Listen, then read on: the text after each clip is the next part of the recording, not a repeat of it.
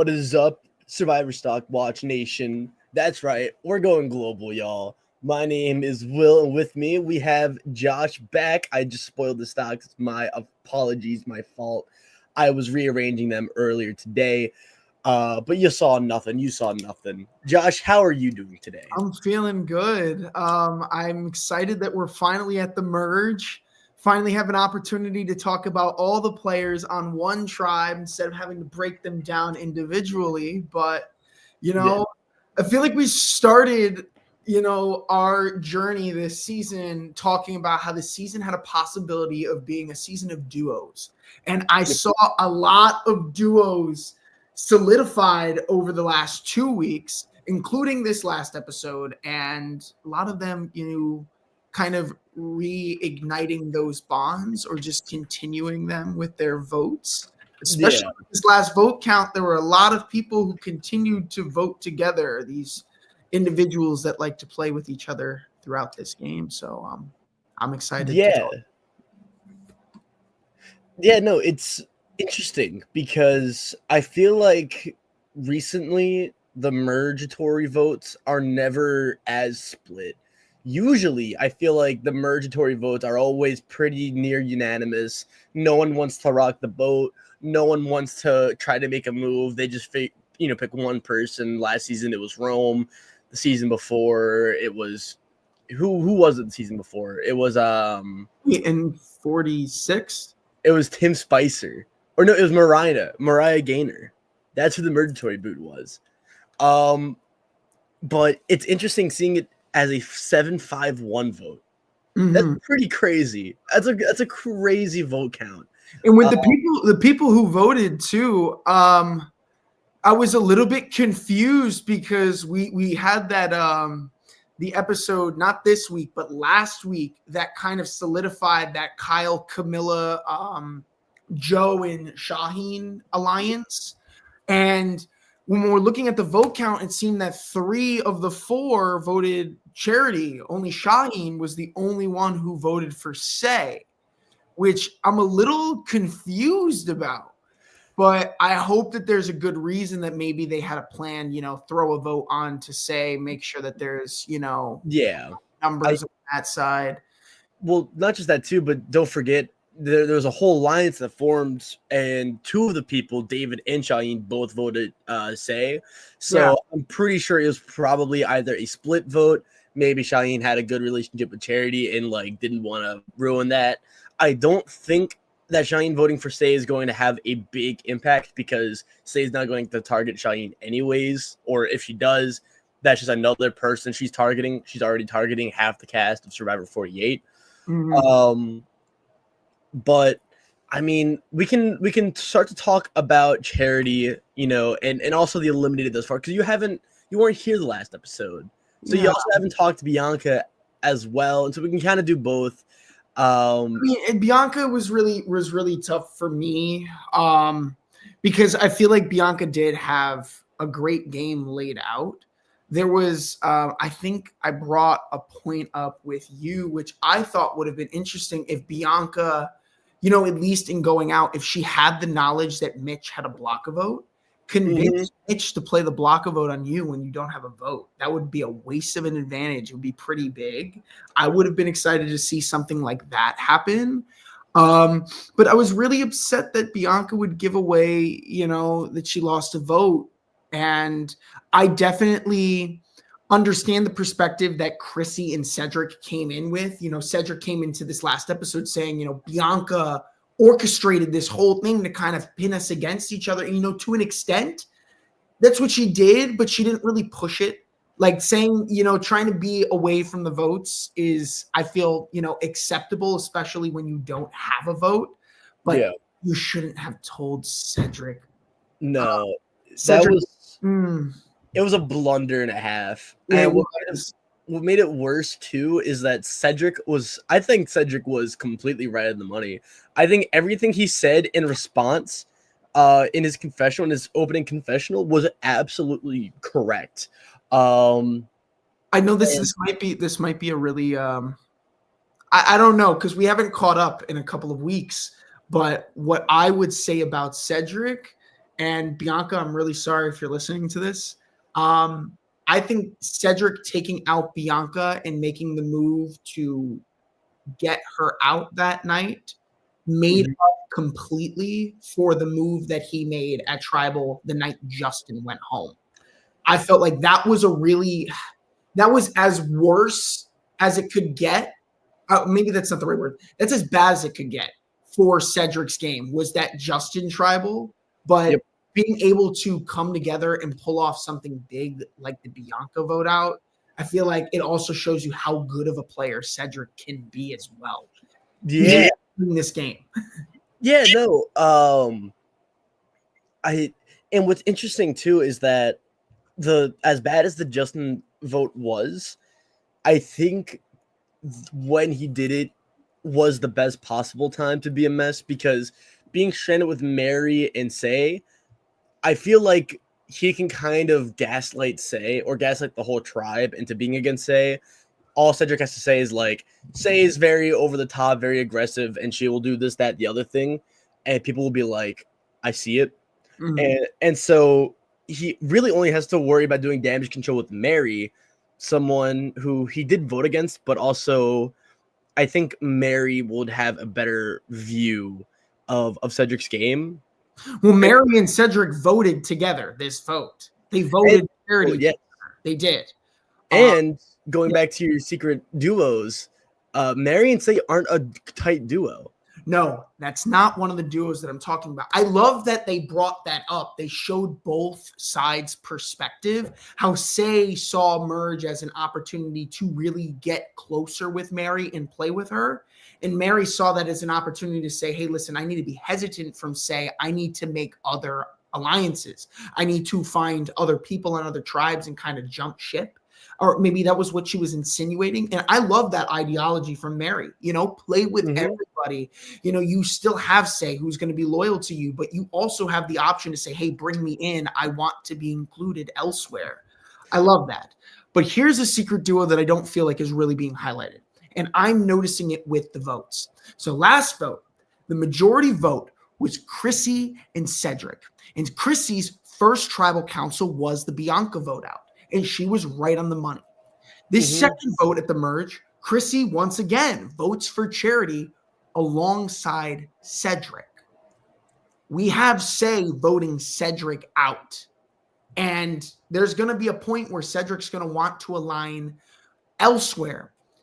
There was a narrative previously that showed that, Mitch was going to be looking out for Cedric on that 2.0 tribe.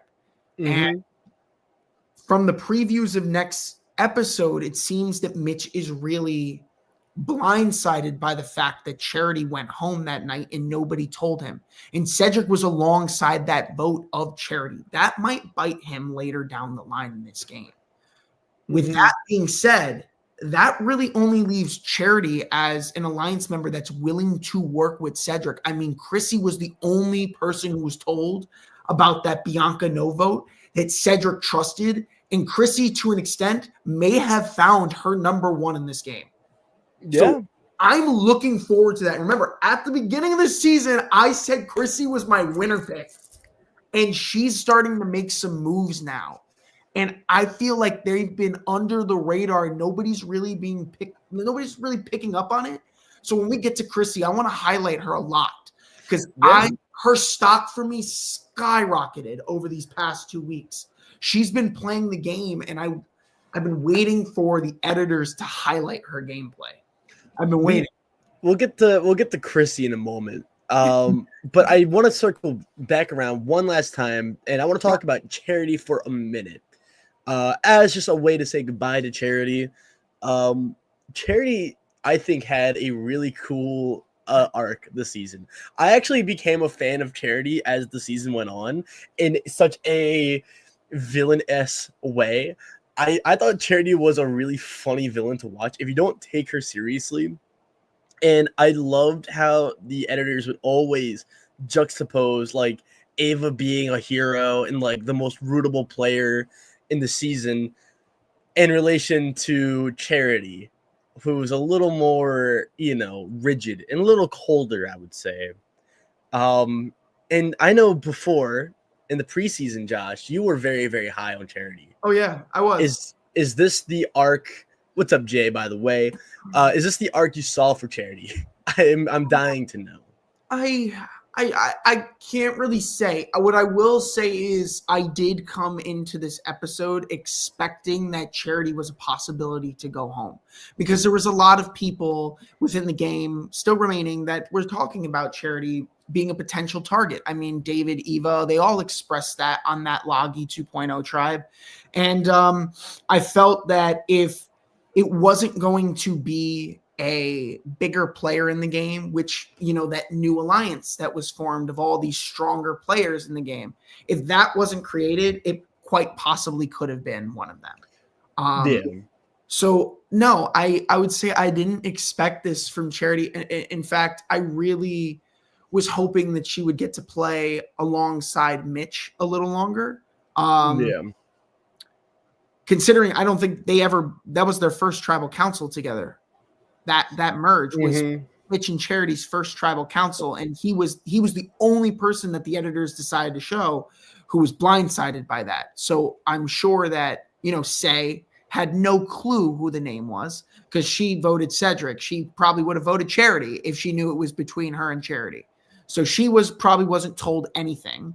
And she just threw a vote on Cedric to get his I think she just threw a vote just to throw a vote, TBH. Or she just threw a vote to get Cedric's name out, which is really risky, especially if you're a potential option to go home.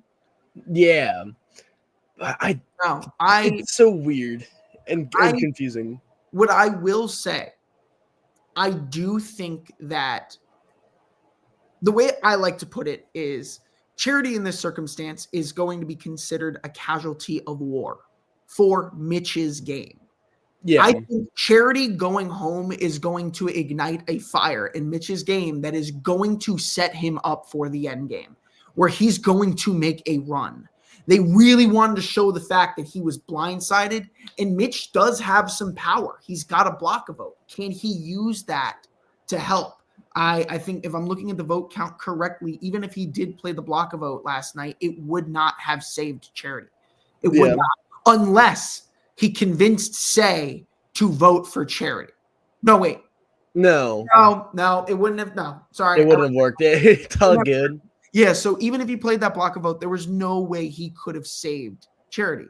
But he was blindsided about that. And I feel like that's what that preview is leading. Mitch was having a conversation with Joe next week about how he's blindsided about that. He's obviously targeting someone.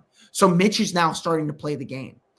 Yep. But I will say, I know Say hinted on Twitter that she voted for Cedric. I actually have an idea of why Say could have voted for Cedric. Okay. Do you know what it could be?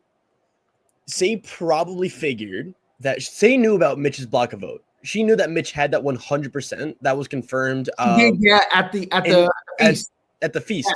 Yes. And so I would assume, I feel like if Say would assume that Mitch and Charity were close, I think she was able to kind of piece that together, because that's a very obvious duo. When people were talking about Charity, they said the only person Charity is close with is Mitch. And so what if Say just figured, there's a good chance that her vote would have been blocked anyways by Mitch, assuming that Mitch would have known that Charity was the boot. And so what if she just threw that vote onto Cedric thinking it was a throwaway anyways? And that would make a lot more sense as to why she would just throw away a vote when numbers were close. I see it, but if she did that, she voted Cedric only because if it wasn't blocked, she'd want his name out there. Because if you're genuinely like, it's you or someone else, even if my vote is supposed to be blocked and that's the only person I know I have an option for, I want to put another number on there.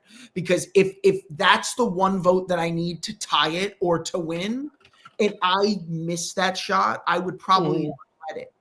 So I feel like to an extent, Say had to have known from someone that she wasn't going to be the majority. Because remember, Joe even said to Shaheen and I believe Eva that, Charity was going to be a lock.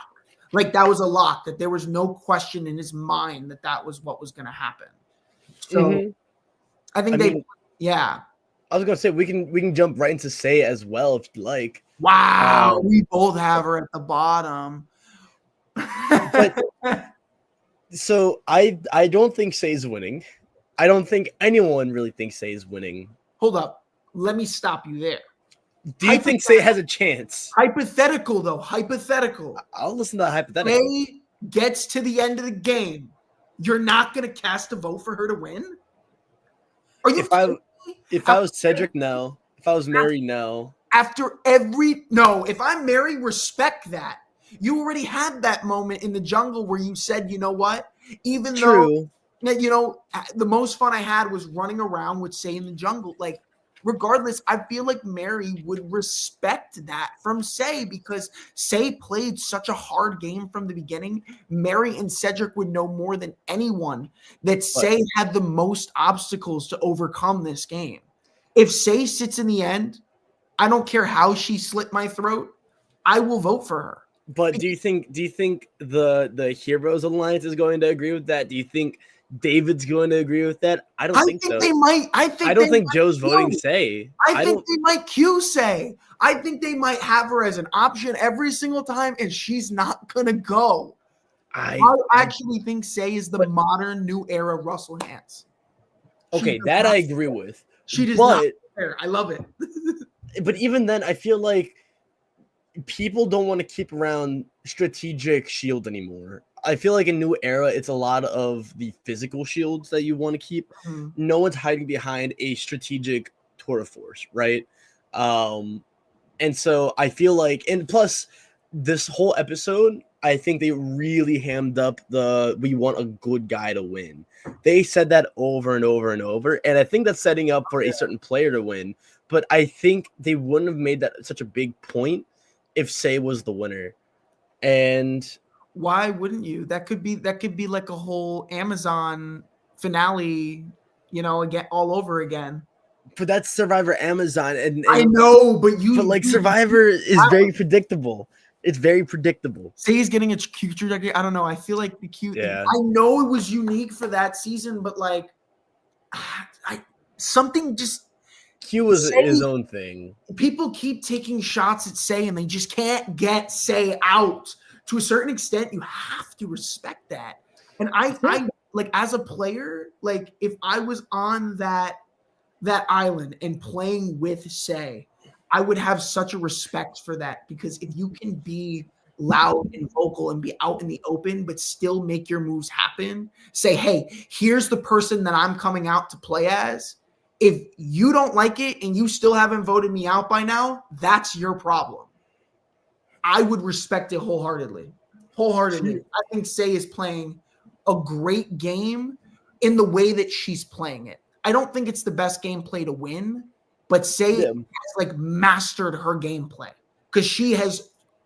How many times has Say got her name written down? Every single tribal she's been to. Yeah, but at the same time too, it's not the best player does not always win. I know. And so it sucks. And as much as we would vote for Say if we were on the jury, we're not on the jury. And again, I can't help but think that like I honestly don't think Ava's going to vote for Say. I don't think David's voting for Say. I don't think Joe's voting for Say. And I also don't really see Shaheen or even Kyle voting for Say. I see Camilla voting for Say. I don't know where Chrissy is in all of this. I don't think Mitch is voting for Say. I don't think Cedric's voting for Say. And so I think at best, she is second place. At best. Ooh. But at the same time, I mean, you know, there's a lot of great players who played, like Say, who got second place. You know? Fishback. Russell Hantz twice. You. Survivor 51. No. Yeah. I think it's easy to respect Say when you're at home and you get to see her thought process, but everything we've heard about Say through other contestants, they've not been positive except for Mary. And so I don't think Say is going to win at all. I do think there is a ceiling for her. I think that ceiling can be very, very high for Say. I just don't see it. The thing that sucks is that Say has Really cool to watch. I'm starting to really like Say's gameplay because it's just such an entertaining one for the audience. But Say has not broke like bottom 3 on this ranking all season. Say has been at the bottom. Yeah. I think maybe Say was a little bit higher at like episode 1, but after episode 2, Say has been at the bottom 3 spots every single time. Yeah. Oops. Yeah. Well, Say's been just at the bottom. And I actually really like her gameplay. I'm kind of obsessed with it, to be honest. There's not a lot of people in the new era who play like Say. We don't really get to see that anymore. Yeah. Say is a very interesting player, but I really think that we're starting to see who the characters are and who the players are. And they're two different things. Sometimes it can be both. Very rarely can you be both in Survivor New Era. I think Say is kind of both, but more character in terms of how she approaches the game. Which no shame.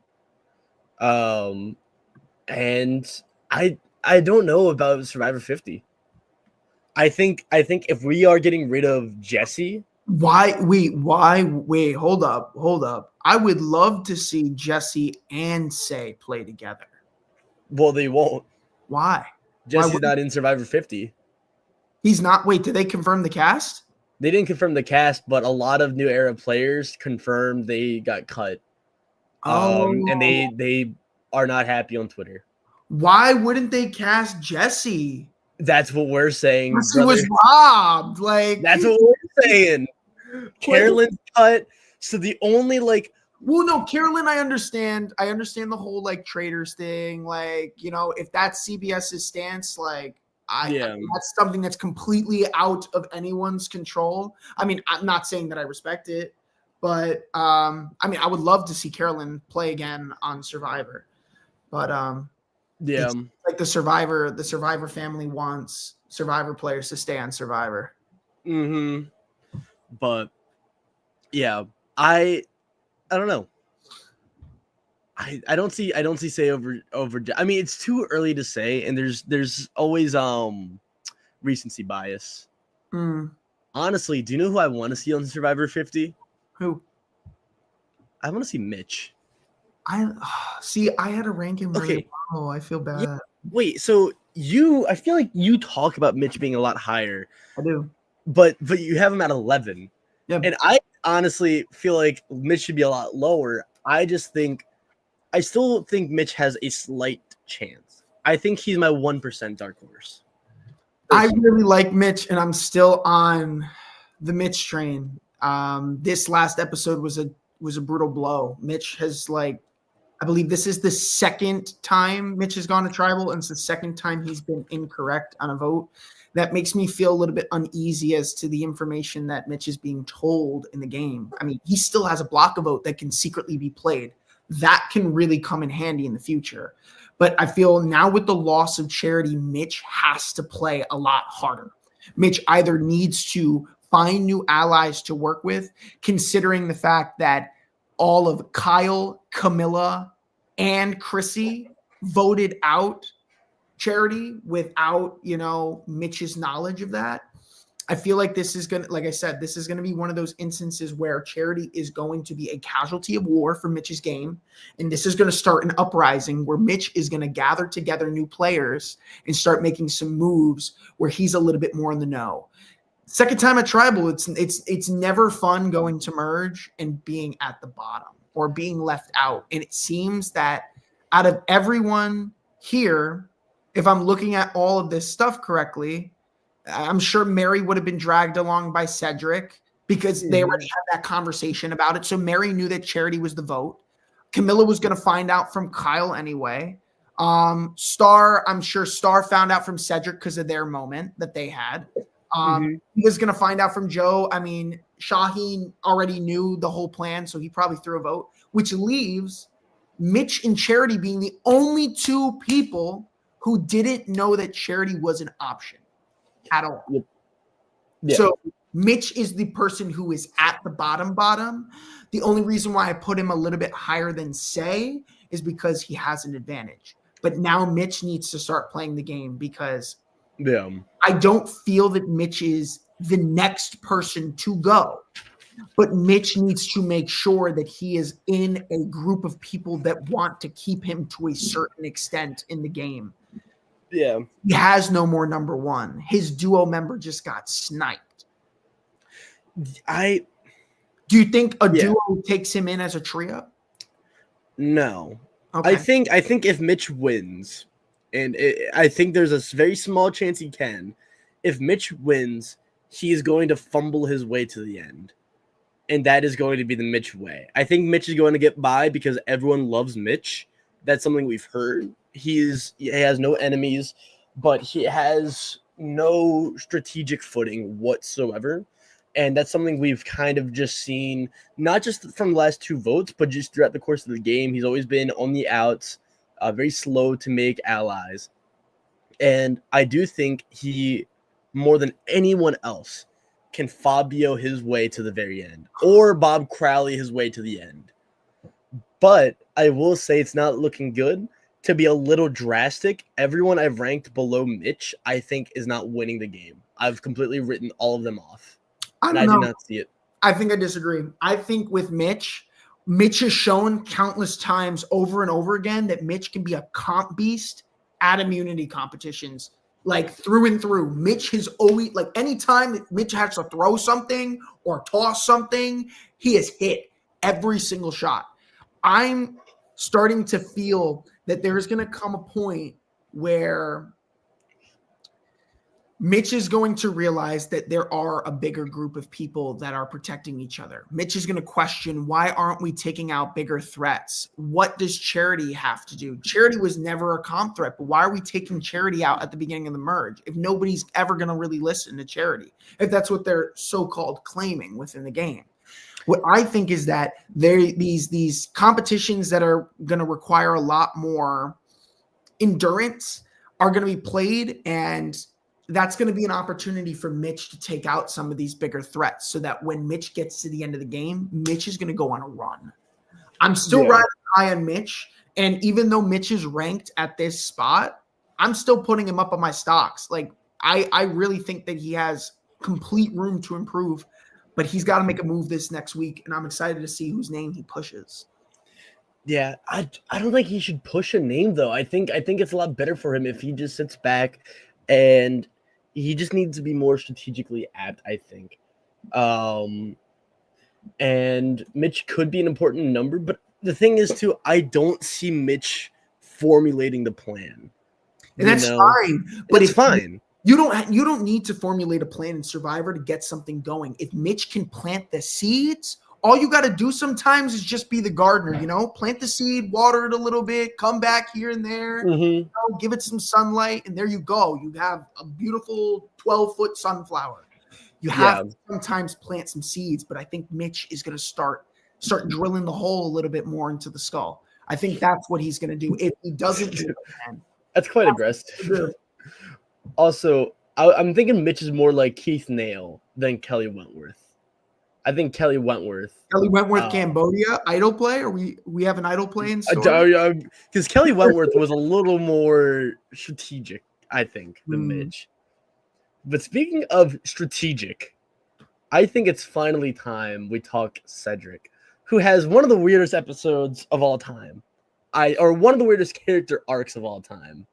All right, how does this man in 2 episodes go from complete buffoon, complete fool, someone who, doesn't have any of his marbles together, turned into one of the most down-to-earth, rootable, and strategic players on the cast? Because Cedric woke up. There's no other way to say it, dog. He woke up. It's definitely been a drastic switch for sure when it comes with Cedric. Yeah. And here's what we get into, the character versus strategist talk, because I'm going to be very hard on Cedric when it comes to his winning chances. And to me, StockWatch, the bread and butter is all about like who I believe can win, who I think it has a shot. I do not think Cedric is going to win this game. I think he has no shot whatsoever. And I think if he makes it to the end, I don't know how well he will get respected by the players. I will agree with your statement on Cedric not winning, only because I feel like Cedric's game has been completely inconsistent. I'm not saying that Cedric isn't a good player, but his game has been inconsistent, and here's why. I think that Cedric hasn't really figured out a fine medium of knowing when to let the emotional aspect of the game take over and when to let the strategic aspect of the game take over. If he wanted to keep Say, which I do think was probably a better move for his game because it leaves another shield out there for him. If you're willing to take that risk, do it, but vote Justin out and don't vote out Say. Don't lose her trust. Don't change your mind on that. That Justin vote, he kept Say because I feel like it was the emotional connection. He said, oh, she's fighting. She really wants me to stay. Okay, I'll keep her. But then he has like the perception to say, oh, Bianca doesn't have a vote. I got to quickly tell Chrissy because now all the pieces start to come together and he pulls off a really great move. I feel like when you go to the jury and you say, hey, I did this, this, and this, anyone who's there, I mean, Say, she could make the jury right now. If Say's on the jury, Say's going to tell the entire jury, well, why should I vote for you when you were at a tribal council and you voted for every single player at that tribal? Like you didn't know what you were doing. People want a winner who said, I came here and I did this and I meant to do this. It wasn't just, it happened by luck. People want to know that you made a move and that there was purpose behind it. Do you know who Cedric could be like? I just realized this. And this is like 1-for-1. Perfect, by the way. You want to talk Hannah Shapiro? Millennials v Gen X? That's the new Cedric. That is Cedric to a T. If Cedric makes final tribal council and loses, that's the new Hannah Shapiro. Because Hannah played a really good game. She had that night. Hannah was in a lot of alliances. Cedric. She had that meltdown, like first tribal where she crossed out the name and like was freaking out and flip flopping and lost a lot of her trust with a lot of people. And then she woke up, and but what I want to get at with Cedric though is I want to talk about his importance to the story of Survivor 48 because I think Cedric had a really, really cool moment this episode with Star, and that's something that's been, I think, overshadowed. And one thing about Cedric I really like is his vulnerability, right? On the Vula tribe, which Vula is an anagram of vulnerability. Fun fact, don't fact check me. And so I think Cedric is important to the story. I think he actually makes it a little farther than we all think because he's shown consistently through a lot of other players and he's not really making the alliances at all. We're not seeing that. We're seeing him connect with people. We're seeing him connect with Mitch. We're seeing him connect with Star. And so I think that we're seeing his strategic moves not through the lens of this guy can win $1 million, but this guy is an important character to the story of Survivor 48.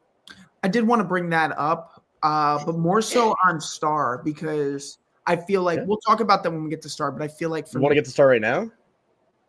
Star's next. Let's get to Star right now. Okay, Star. I think that move, I can't even call it a move because I don't feel like that was a move. I don't feel like there was strategic value into that. No, because some people would think like that. Some people go off like when somebody's having a hard time and capitalize on that. But I feel like Star had a genuine connection with Cedric. Star really does care for him and did care for him in that moment.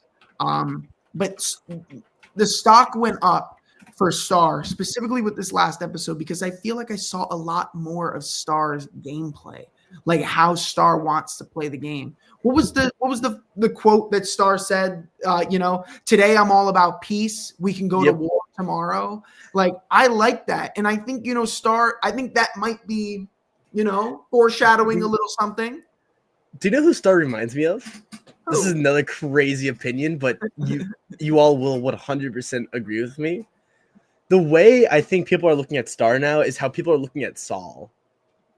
Just cool person, not a lot of screen time, probably not making it the furthest. Not really involved strategically, kind of. Yeah, like not in terms of like I mean, even in terms of personality, they both just seem like really down to earth, really, really cool people. Honestly, I want Star on the podcast. Can we get Star on StockWatch? Can we make that happen? Star, open invitation. Yeah,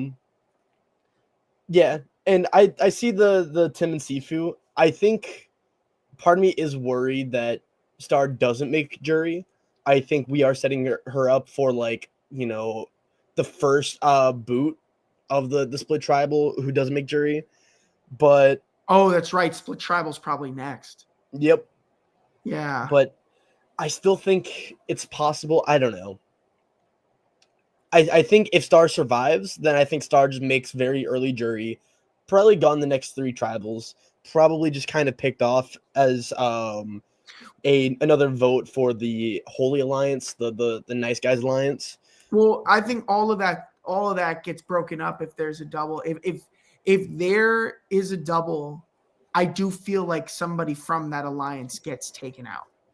But I don't think they split up. I mean, we're talking about a group of people who, the Vula 2.0, they blindsided each other, right? Lied out the wazoo, like multiple times. Like Thomas lied, and they found out about it. And then Camilla and Kyle also lied, especially Camilla lied. And their response is we should work together.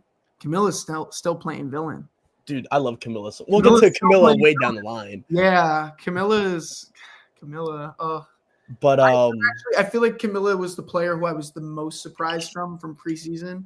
I did not expect Camilla preseason to be playing at that level. I don't know. I feel like Camilla is playing like right now, up to right now, Camilla is playing like a near perfect game. Like under the radar, nobody's really suspecting her, not really in too many alliances, so people really can't compare notes.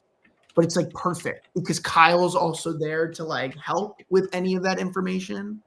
I love it. I think Camilla's playing like a near perfect game right now. Yeah, and we'll get to Camilla too later down the line, but I do agree, and I am a little concerned because we're starting to see these paths converge, or not converge. We're starting to see them split away, and so we kind of have to be like, I like Camilla, but I see someone else winning a lot more, because before when it's like the pre-merge, and we were talking about the California girls, and then Kyle and Camilla, and then Chrissy and Mitch. It was easier to say, like, we see them all winning, but now we can't. Yeah. Just like I don't see Star winning, but I don't people have resumes now. At this point, there's some lines drawn in the sand as to who has like a resume developed, whether that be socially, whether that be competitively, whether that be advantagely, if that's even a word. It's not, but we invent words here in Survivors Now, StockWatch. But yeah, no, I think we can go over to Mary now, who you have her at number 10. Mm-hmm. That is surprising. I actually kind of agree. I think Mary fell off, to be completely honest. I don't know why, but like she got a lot of screen time during Vula, right? Vula 1.0. That was Mary's peak in terms of visibility. And then she swapped, and I thought that because they just never went to tribal council that they were good to go. But we're still not seeing a lot of Mary. We're seeing her that she wants to throw away Vula colors, and she didn't vote for Say, I don't think, which is surprising because I feel like in the confessional where she's like, I want to throw away, all remnants of green. I want to like work with new people, and then immediately voting for Charity. I understand why she said that, and I understand why she voted the way she did. It's just in terms of the story and like little nuances, right? I think that's going to be important later. I think you do have a point, but like Shaheen said, you know, he didn't like he put it perfectly. It's not that I think that there's a Siva 6 strong. I just don't want to give them the opportunity to have that. We will get to that in a moment. Yeah. We will talk. I want to save that. I want to put a pin in that. But Mary, like I definitely understand not voting out Say, because why would you vote out another one of your already decimated tribe when you could take a shot at the most options now, you know? Because now 5-4-3 split in terms of all the tribes, 5 Siva, 4 Lagi, 3 Vula. And you can get Say out whenever. She's always going to be a potential target, like always. Or Shield. The longer you keep Say around, the longer you have an opportunity to cash that in. But Say, there might still be an idol out there. I still think there's an idol out there on the merge beach. They got to go find. Yeah. But yeah, Mary's a tough spot for me. I do think that she's not really in the know. Because she was brought this information from people from her original tribe, and I ranked her higher than Mitch because she didn't seem blindsided. She wasn't. She voted out Charity, but I still don't see any traction with Mary. Mary's not really in anything besides like nothing concrete. Nobody else that she's like really locked in with. So there's just, for me, a lot of uncertainty right now at the merge for Mary. I don't really know where Mary stands, and I don't know what protection Mary has. I do think, though, out of any of these last 3 players, I do think that Mary has the highest potential to survive. Strictly because I don't see her being threat. People haven't seen her as like a strategic threat yet, or as a comp threat yet, as opposed to like Say, who's obviously a strategic threat, and Mitch, who is a very big potential physical threat. Yeah, Mitch and physical. I think they look at Joe and Ava first as physical threats, though. I know. And the next person that I have on my ranking list is, I have them a little higher because of what they have in their pocket. And we'll get to that, but I also wanted to point out this. Jay, I disagree with you, because if it's a secret scene, that actually makes me want to put Mary down a lot lower. Because if Mary did win the season, they would show her and David bonding a little bit. Not a crazy amount, but like a little bit. It's the fact that they relegated it to a secret scene is a little worrying, because usually if you get like a secret scene that's important to like your gameplay or strategy, it's not looking good. And there is an exception I'm making this season because I'm delusional, but we'll get to all of that in due time. And I think we have your next person, maybe, perhaps, probably, or no, Chrissy doesn't have anything, right? Does Chrissy have an idol? No, that was not what I was looking at. On my personal list, I have the only person who has an idol. That's where I ranked above, because I think I got for our rankings, my personal list had Say at 12, Mitch at 11, Mary at 10. So this is the first one that's a little bit off. But I ranked Chrissy at 5. Let's talk about. I'm going to let you take the reins on this conversation, because I don't see it at all. I think you're insane. Chrissy's playing the game, but the editors aren't showing Chrissy playing the game. And that worries me. That worries me because that tells me that Chrissy might just become a random vote one night, and we're not really showing, or they're really keeping Chrissy's name under the radar because they're just waiting to show a moment that, you know, Chrissy really comes out of her shell. But I think they've really been secretive about Chrissy's game. Chrissy, to an extent, has to have a good enough social game to convince Cedric, a player of another tribe, to tell her about the Bianca vote out. Not only that, to be the only person for Cedric to trust with that information within minutes of tribal council and say, hey, let's do Bianca, right? I mean, Chrissy even vouched that she would do Bianca earlier this season. So, I mean, Cedric would trust that, but also Chrissy voting out Charity, one of her Siva members, not a part of her alliance, makes sense.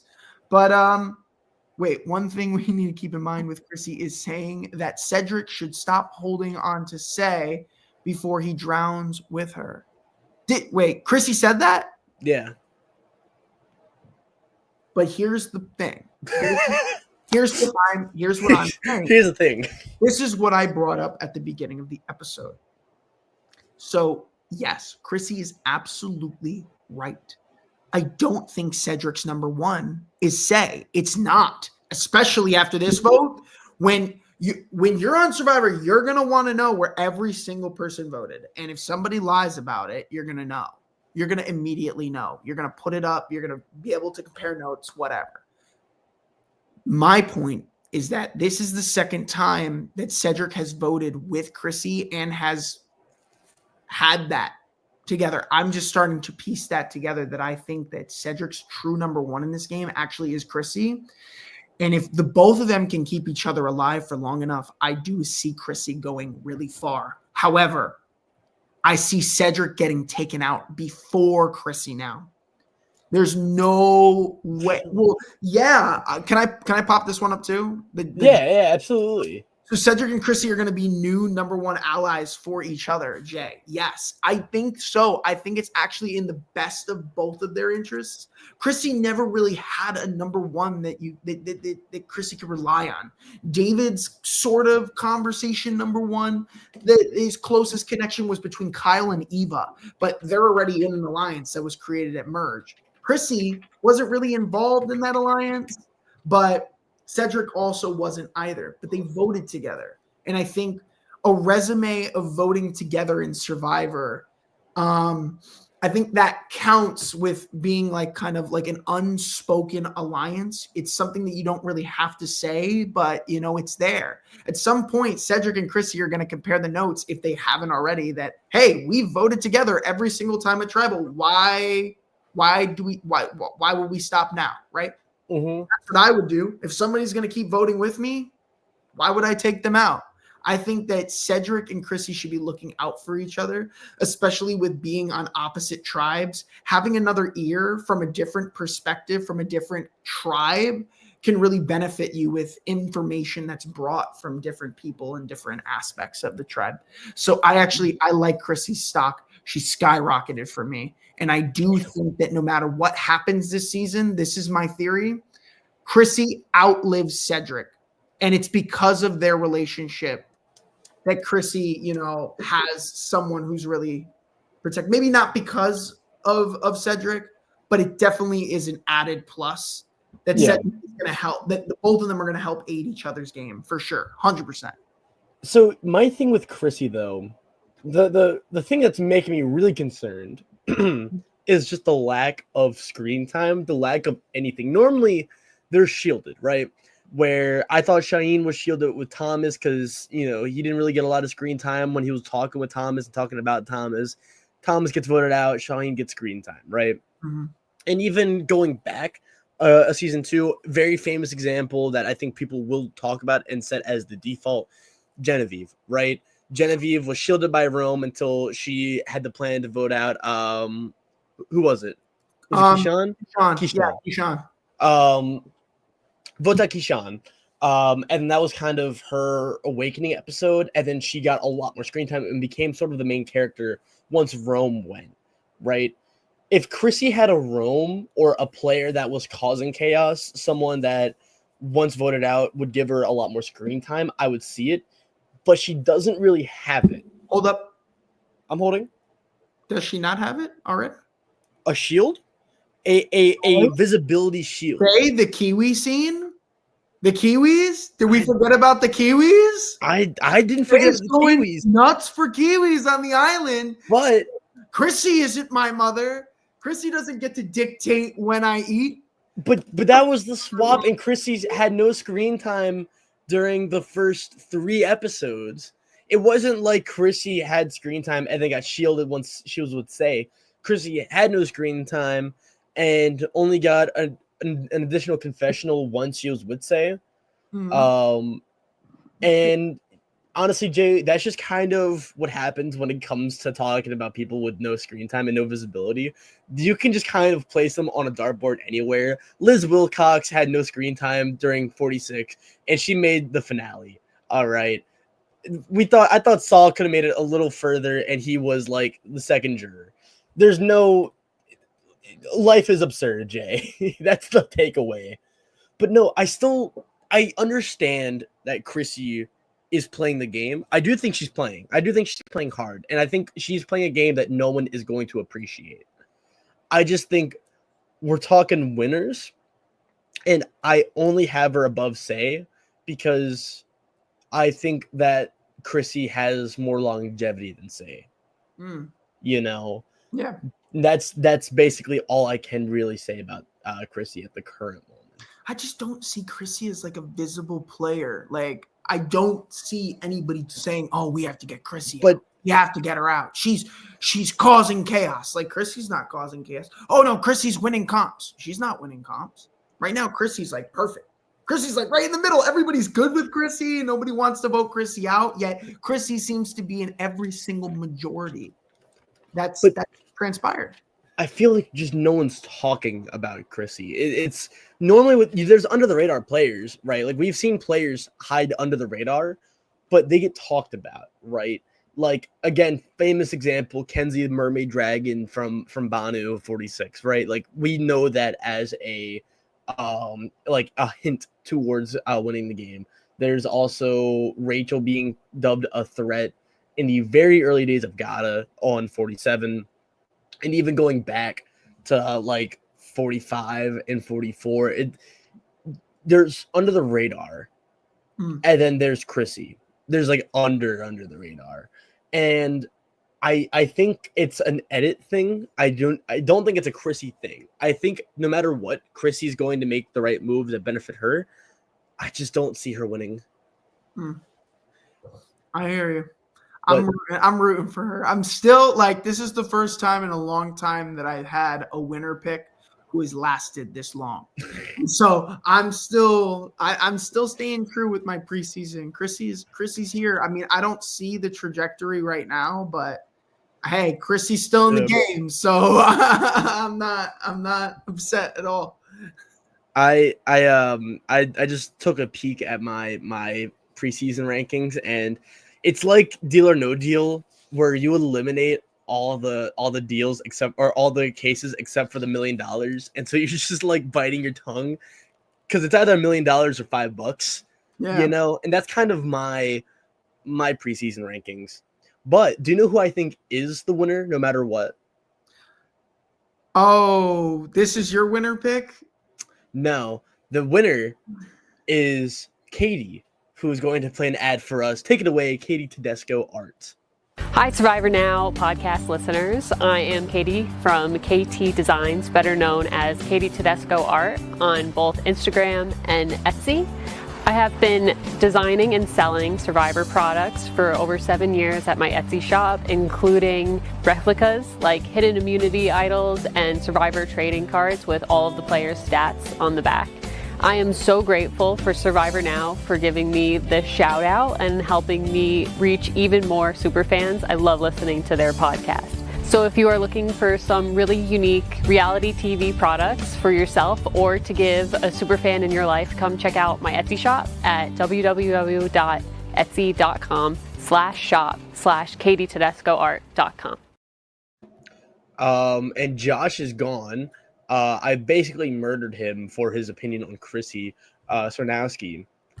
But I'm just going to talk right about Ava Eriksson, who I think is another example of character v player.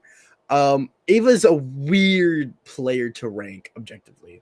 I'm sorry, did you say that you murdered me because of Chrissy? Yeah, pretty much. But no, Ava's a weird player, in my opinion, in the sense that no matter what, she's always going to matter in the edit.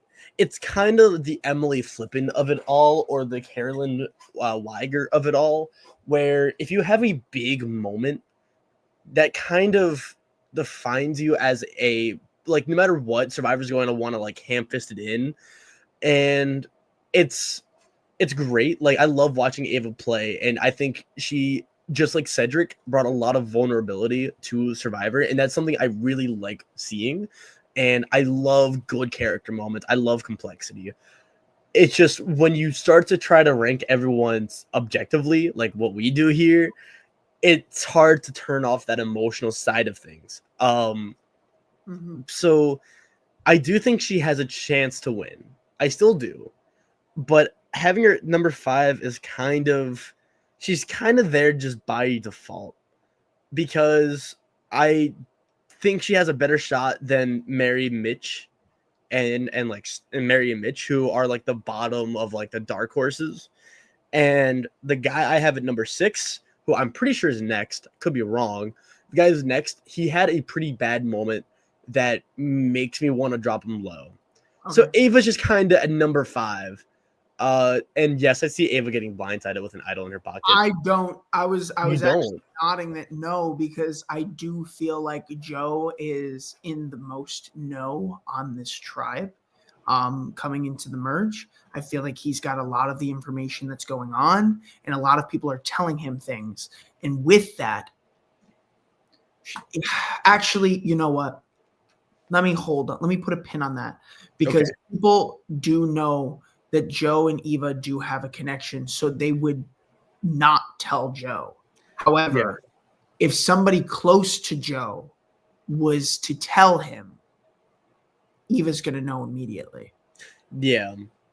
So that's the thing, is if somebody gives Joe the inclination to tell Eva, hey, listen, I'm getting this feeling, I think you need to do it.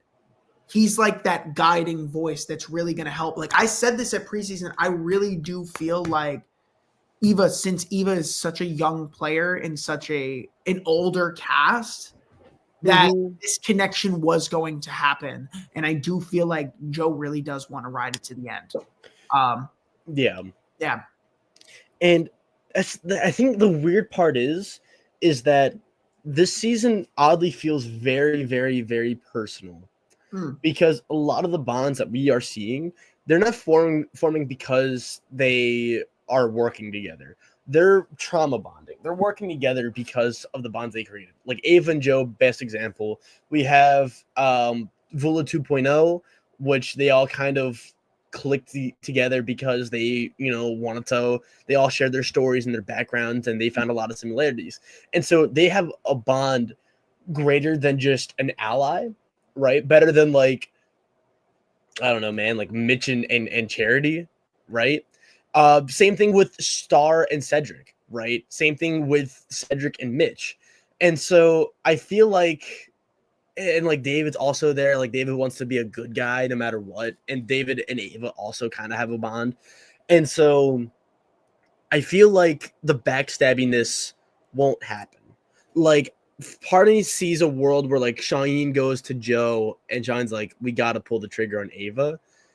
And you don't think the backstabbing is going to happen? I think it will. I just don't think it's going to be respected. I think the more I think about the jury and how things are getting set up, and that's also why I don't think Say is going to win, is because again, the jury, I think, might be bitter. Can I ask you something? Yeah. What do you classify as backstabbing? Would that consider like blindsiding somebody, or like just trying to like get somebody out when they don't know? Like what do you classify as backstabbing? I think to me, backstabbing is kind of just the umbrella term to use when you go against another player in any capacity. Okay. So I'm going to reflect on some people that I think that are capable of backstabbing in this game. Yeah. When I'm looking at it, I feel like Say would be an easy answer, but Say's very vocal. Say will let you know that you're my target. I feel like, what was it? It was Say was only, there was only one time that Say actually kept something quiet, and that was the night that Kevin went home.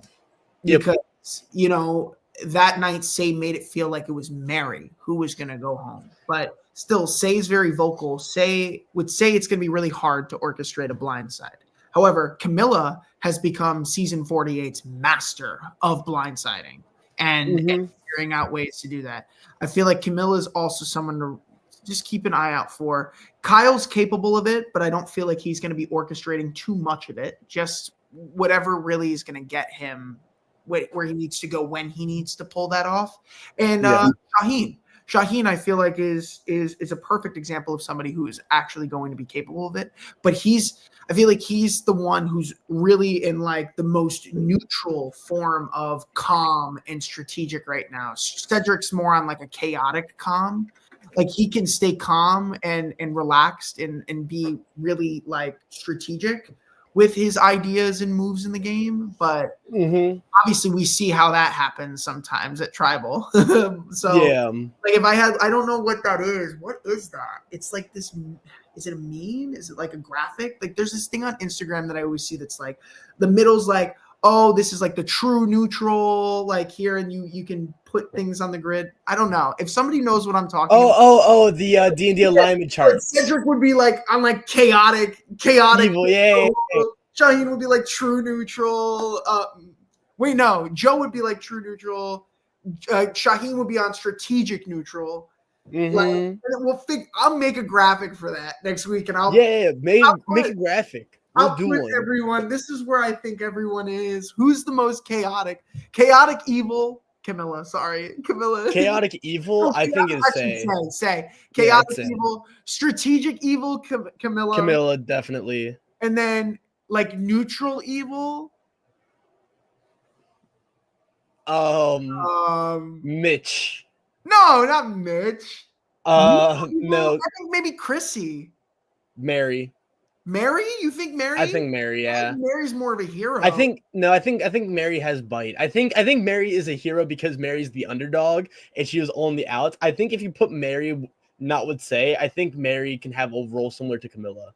Okay. I just see more of a bite with Mary, you know? I gotta make that. Oh, that's gonna we'll make it. Don't worry. That's gonna be a tough ranking to do. But but it's hard to talk about Ava because she's so closely aligned to the story of Survivor. It's weird to say, but do you know who else is weird? As another transition. Wait, hold up. David. I don't know. David's very weird. I think this was a bad episode for David. I think this is a really bad episode for David because I think Survivor is a lot of things, and Survivor editors are also a lot of people, but they are very aware, and I think they know fan service and they know what the fans want. And so a montage of people going, all right, guys, we want a good guy to win this season, and we don't want the backstabbing. I think Survivor knows that won't be taken very, very well. And I think if David had a one-off confessional about it and then formed the alliance, I think that's different. But they ham-fisted this. They kept bringing it up. It was like 10 minutes. I have a whole page. I take notes. I take notes of every confessional, every scene that happens. I take notes. Yeah. And it's a whole page. Right? It's a whole page of just Joe. Or not Joe, of David going, we want a good guy to win. And so I think this alliance has a lot of bearing. I just don't see David as the winner. And I also think that he's the clear contender from Siva, but that does, or not clear contender from Siva. No, I think he's Kyle's the clear contender. I honestly forgot Kyle and Camilla were on Siva. Yeah. Outside of Kyle and Camilla, like David is like the other main threat. But even then, I don't know. I do see, if anything, what I do see is David getting targeted like mid to late merge. Like I'm thinking maybe more like an 8-7 spot. And then David starts to like play the game win out. And I feel like David will have like a hero, like comparing to like what he said at the beginning, like how he wants to try and be the hero. Like he's going to have his back against the wall. And people are going to see that it's impressive. I think that he definitely has potential for it. I have him going up high. I definitely do. I feel like David really skyrocketed from being somebody who was like middle low for me. And then just like, as I started to get to know him more, I'm like, okay, yeah, his gameplay, his social game, his strategic game is there. He wants to play. Actually, maybe not. I need to see more strategic game, but definitely his social game is there, and he's definitely helping his tribe win. Like, he can win comps. Yeah, and I also see this argument, but I think there's other people who are also getting the winner hints. I think if we talk winner hints, we're going to talk about someone else very, very shortly. And by shortly, I mean next.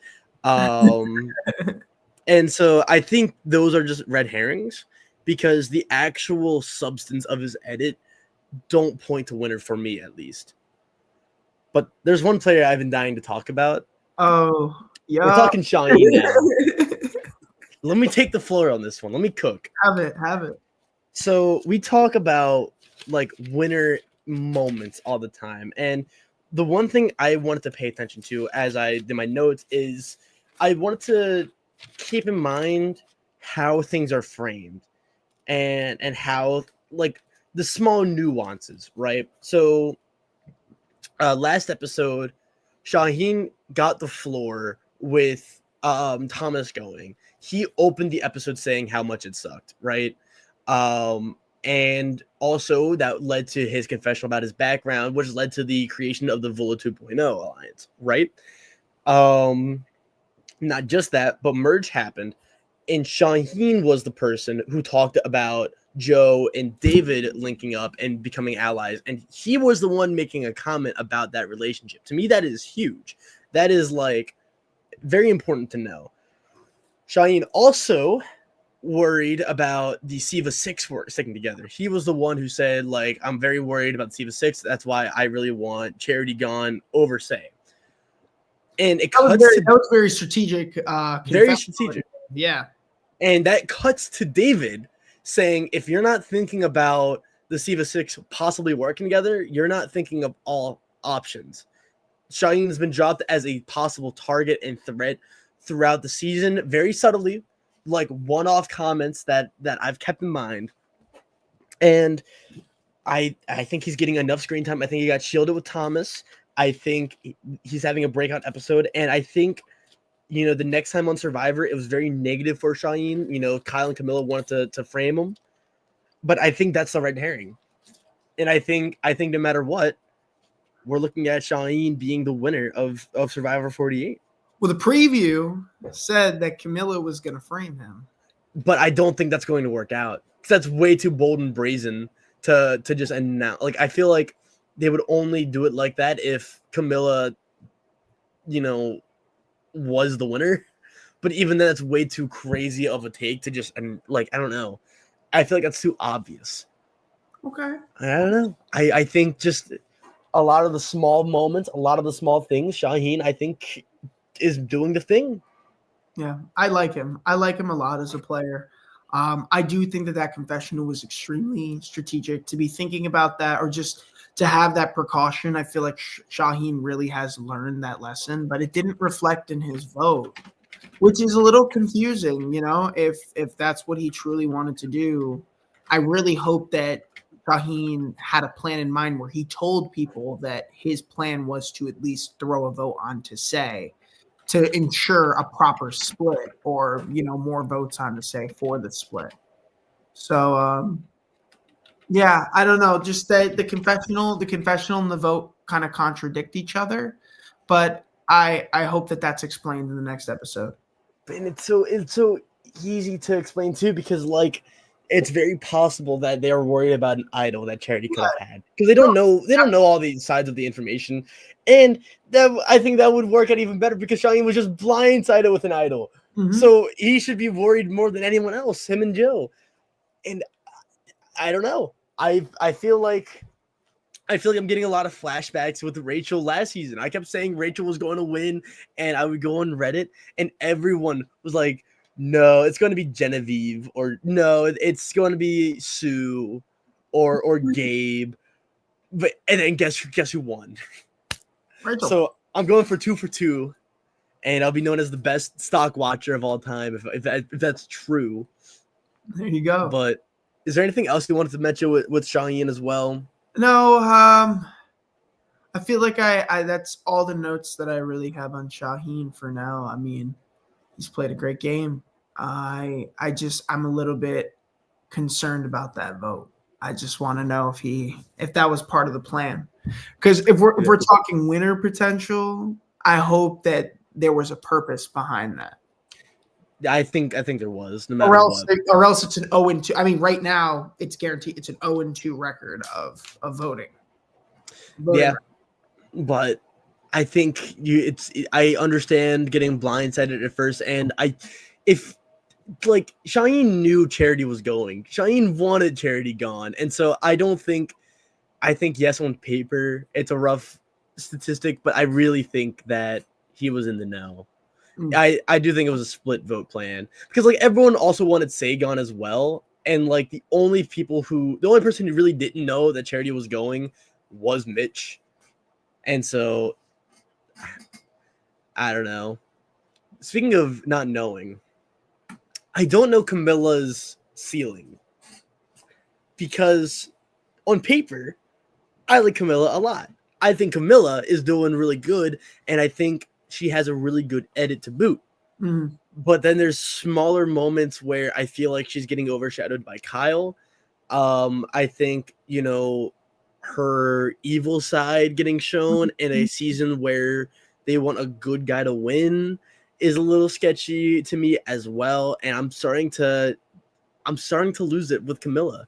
I'm still rooting for her. I still want her to win, but that's a good point. It's a big part about the trajectory also is knowing your cast, knowing if this is going to be a chaotic season or if it's going to be a season with more respectable play styles. I feel like despite what Rome did last season, there was a lot of respect between all the players last season for 47, especially with Rachel and Genevieve's arc.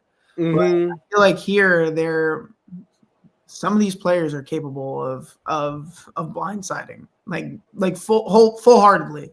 So for Camilla, it was a quiet episode. It was pretty silent. I don't think that Camilla was really in a lot of conversations that were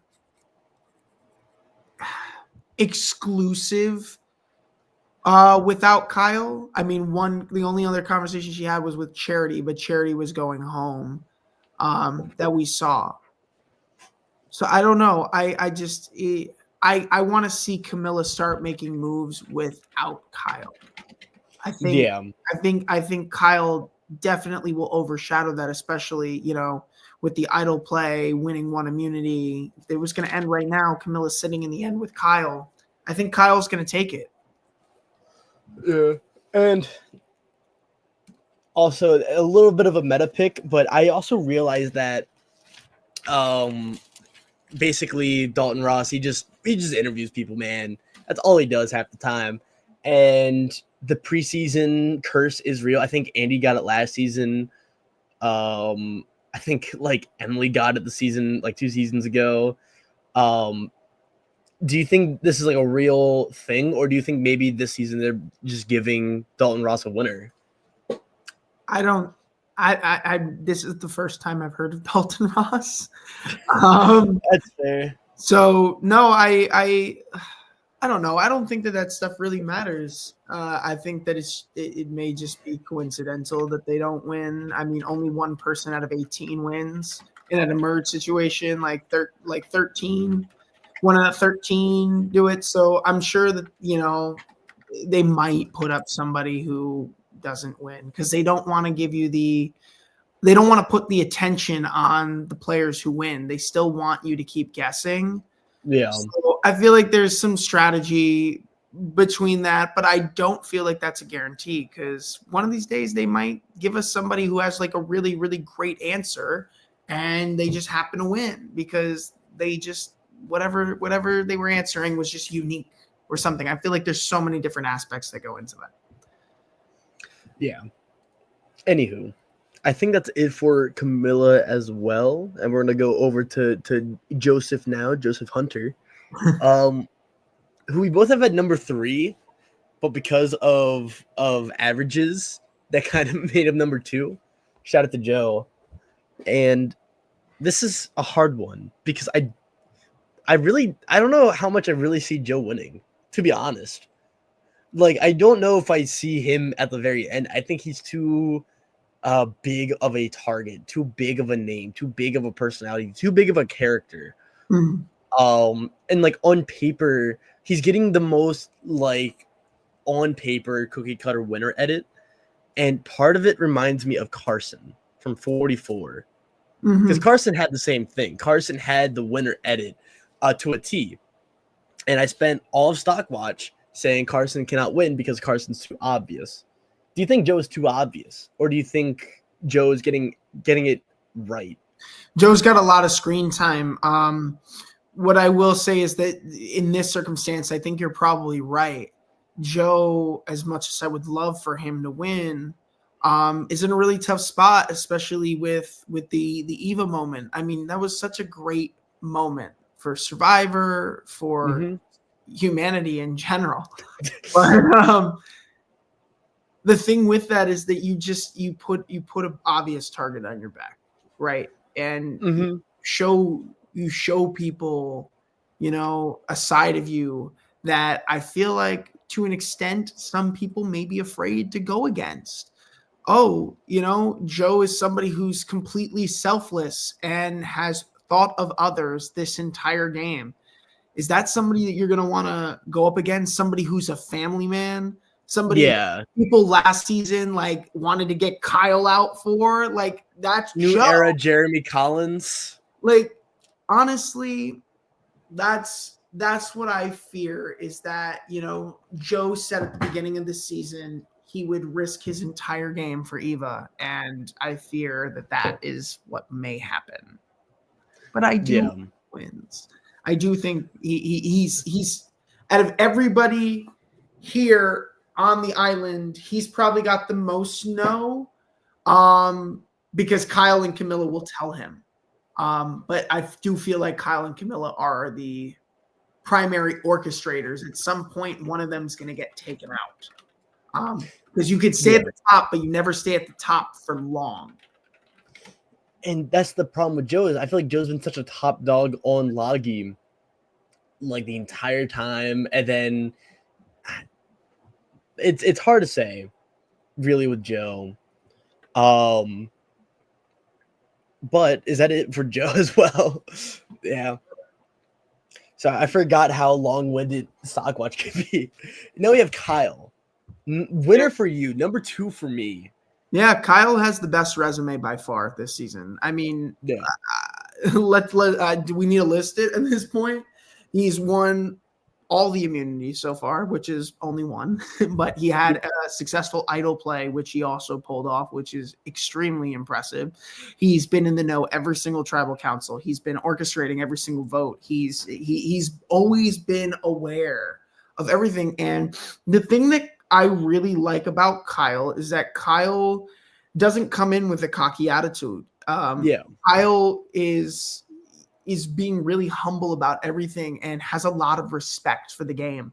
When this game started, Kyle broke the glass. Is this the same Kyle that we're talking about from episode 1? Who we thought was the next Jelinski? Yeah, no, that's what I'm saying. Like, I thought at that moment Kyle was screwed. I had him so low. And then when he comes back, he's immediately invited within an alliance, and he skipped out on like 2 hours of socializing. Kyle has just played such a great game so far, and the resume that we've seen as an audience, I mean, we've seen it. I do think that Kyle has winner potential, but also is a very visible target. Like I said, it's very hard to stay on the top and stay there long. He had Thomas on the top. Thomas got taken out. You can't stay on the top forever. And sometimes you want to be on the top one day, you want to be on the bottom the next. But when you're on the top, there's gonna come a time where they're gonna take you off. Oh yeah. And the only thing with Kyle, the reason why I don't have him at number 1 is I think what happens is I think Kyle and Camilla are going to try to break away from the Heroes Alliance. and I think they're going to target Shaheen. And I think Shaheen doesn't get voted out. I think Shaheen wins that war. I think the season is getting paved the path of a Shaheen win. Honestly, I really think he's going to win. And so I think me thinking that I have to rank everyone else around that, because it's not that I think Shaheen and Kyle are going to be best of buds the entire time. I do think they work together. And I think. Sorry. Hey, go ahead. But I want to go to Jay's comment his last comment in a moment about the yes. We can talk about it right now. Yes. That would be insane. Yes. Like, I'm all for that. I would be all for that. If we had, I would love, okay, maybe this is a little inappropriate for me to say, but for me, I haven't seen, and maybe I'm wrong in my perspective. It's been a while since I've seen a Final Three that's had big resumes on all fronts. I feel like we've had a 0 vote finalist. A lot of times it's usually, who's the best option and then who's the best contender for that option. I want to see a Final Three where people are duking it out. I want to see some big names, people who have blood on their hands. I want to see that. I feel like this season has the potential for that.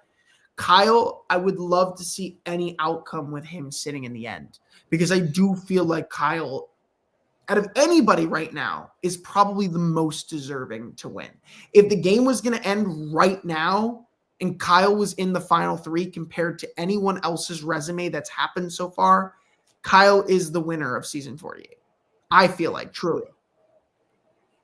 And I can see it. I totally see it. I think if I looked at more of what was actually happening on screen too, and the motives behind the moves, and was judging them based on not the edit, I would agree wholeheartedly. And I still kind of do. I think Kyle's playing the best game, bar none, over anyone else. I think surviving that swap and integrating himself with Joe and Shaheen was nothing short of genius.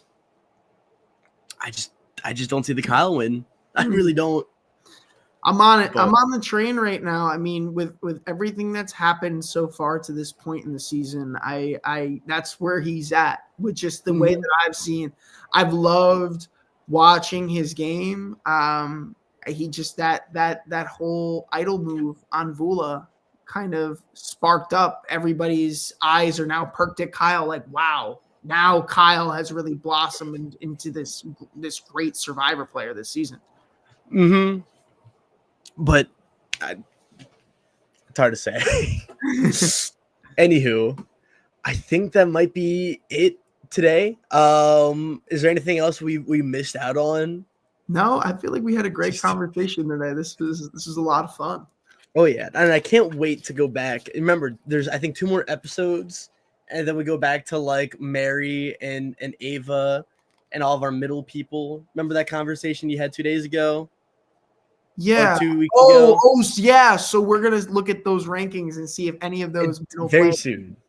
If they, I think you mentioned Bianca in that, and she's no longer. She was there, but oh my, all you had to do is not have that conversation. Just stay quiet.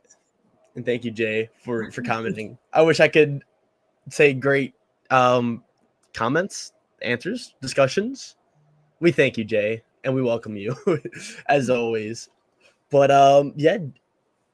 Josh, thanks for joining me as well. And next week, Thursday night at 8 p.m., we promise it's going to happen. All right. Bye-bye. Bye.